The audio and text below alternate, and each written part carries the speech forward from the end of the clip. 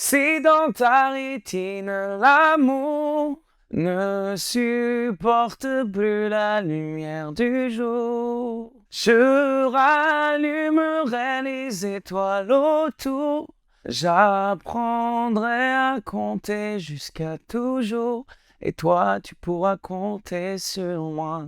Ow!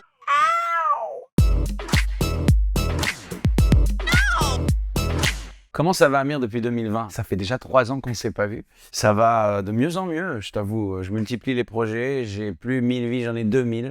Je fais du théâtre en vrai, et c'est le grand bonheur parce que je monte sur scène tous les soirs, fragile, effrayé, mais en même temps, je sens les émotions à vif, ça brûle à l'intérieur et c'est carrément excitant. Qui était Alfred Nakache? Il s'agit d'un homme qui, jusqu'à l'âge de 10 ans, avait peur de l'eau, mais était quand même passionné par les nageurs. Et un beau jour, on le pousse à l'eau, et très vite, lui qui avait très peur de l'eau, découvre qu'il nage super bien. Donc à l'âge de 16 ans, ça devient le champion d'Afrique du Nord. Puis de fil en aiguille, il remporte des championnats de France, il participe aux Jeux Olympiques. Puis malheureusement, Seconde Guerre mondiale arrive, étant un sportif juif. Il se fait dénoncer par l'un de ses concurrents à la nage et se retrouve à Auschwitz avec sa femme et sa fille. Et une fois la guerre est terminée, il rentre en France. Et sa femme et sa fille qu'il a tant attendu, il apprend qu'elles ont été assassinées à Auschwitz. Et c'est là que pour guérir, avec ses amis du club de natation, ils vont décider de reparticiper aux Jeux Olympiques. C'est un homme absolument spectaculaire, un héros malgré lui, qui va finalement finir sa vie en nageant par une crise cardiaque qui l'atteint en pleine mer.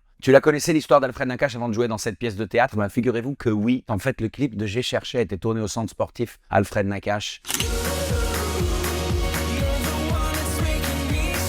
Et quand je viens dans un centre sportif qui s'appelle Alfred Nakache, je me demande si c'est le cousin de Géraldine ou Olivier. Non, je lis sur Wikipédia que ça a été une figure historique avec un destin incroyable. Et bizarrement, 3 ans plus tard, Steve Suissa m'appelle. « Salut Amir, est-ce que tu aimerais faire un monologue sur Alfred Nakache ?» Et il était sûr que j'allais dire « Sur qui ?» Mais je dis « Bien sûr !» C'est quoi la différence entre monter sur scène pour un concert et monter sur scène pour jouer une pièce de théâtre? Le point le plus choquant quand j'ai commencé à faire du théâtre, c'est que le succès se mesure au silence. Un silence religieux, c'est une pièce qui fonctionne, qui impacte. Alors qu'en musique, si j'ai le silence, j'éteins la lumière et je me casse en loge. Le rôle que tu rêverais de jouer au cinéma ou sur les planches, c'est un fantasme. Je sais pas s'il est juste de ma part d'en parler maintenant, mais avec la boîte à questions, je me suis promis d'être sincère. J'ai pensé à Mike Brandt. Cet artiste m'a toujours fasciné. Son destin est un destin troublant. Je peux parler avec l'accent israélien comme lui. Moi, j'ai grandi là-bas et ma maman, elle parle comme ça, alors c'est pas très difficile. Laisse-moi t'aimer toute une nuit.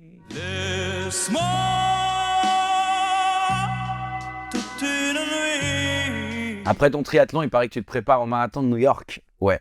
En effet, nouvelle folie. Je me suis baladé sur Instagram en cherchant des belles compétitions sportives que je pouvais faire. Et je me suis dit, marathon de New York, super classe. Par contre, très dur d'avoir des places. Mais j'ai eu la chance de tomber sur un gars qui m'a non seulement eu des places, mais pour une bande de 10 potes. Et ça va être extraordinaire en novembre. On se prépare dès maintenant. J'espère faire un bon score, mais quoi qu'il, ce sera énorme de vivre ça. Amir, en 2020, on te demandait ça. La chose inattendue à absolument savoir sur Amir, j'ai une grosse cicatrice juste ici. Et la prochaine boîte à questions, je vous raconterai pourquoi. Incroyable, vous êtes trop fort. Chose promise, chose due, maintenant on veut savoir pourquoi. Je n'entends pas de l'oreille droite. Quand je suis né, elle était toute petite, cette oreille. J'ai grandi avec les cheveux longs qui cachaient ça, parce qu'à l'école et tout, je voulais pas que les gens se posent trop de questions, et que les camarades de classe se moquent. Et donc, à l'âge de 16 ans, j'ai appris qu'en France, et je vivais à Tel Aviv à l'époque, une chirurgienne parisienne avait inventé une méthode de récupérer une partie du cartilage des côtes, de reconstruire une oreille qui a la taille d'une oreille normale, et de l'implanter. Et c'est ce qu'on m'a fait. Maintenant, je suis plus ou moins symétrique, vous voyez. Alors, c'est pas les mêmes oreilles. J'ai une oreille de rugbyman et une oreille normale. Mais voilà, ça allait beaucoup mieux à l'école. Et puis, j'ai enfin pu, à 16 ans, me balader avec les cheveux courts. Après avoir écrit le titre Ma Lumière pour ton fils Michael, comptes-tu écrire une chanson pour ton deuxième fils Or? Je vais te dire, j'ai fait un raccourci. Or, en hébreu, ça veut dire lumière. Ma lumière fonctionne pour lui aussi. L'histoire est close. Comment faire? Je ne peux défaire mon regard de toi.